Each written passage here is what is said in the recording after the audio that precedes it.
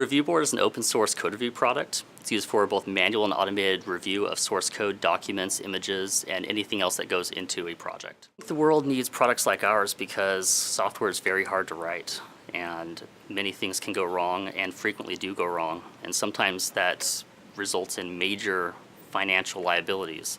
So having software in better condition up front before it goes out to customers is very important. And without code review tools and things like automated code review, I think it's very hard to get right the first time. So we received a form that asked a bunch of questions about the project and about what we wanted to do. From there, we had a number of email discussions going back and forth on the various things that we might want to do with the grant, and kind of figured out a good price point in there and a good set of features for what we could realistically do. It was a pretty smooth process overall.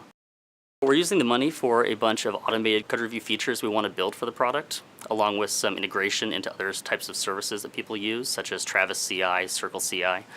One of the big features is something called ReviewBot. It's an open source project that hooks into linting checkers, hooks into static analysis tools, and can do essentially automated review on any changes going up into Review Board.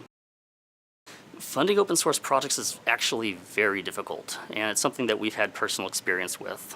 We used to be longtime Linux contributors, particularly on the GNOME project.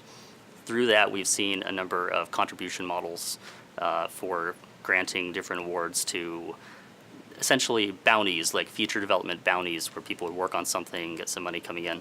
And we've seen some of those work really well. We've seen some of them work okay, and we've seen some completely fail. So it's difficult to fund open source, but the way that Moss is doing it, I think, works pretty well. It's actually funding projects that have proven value.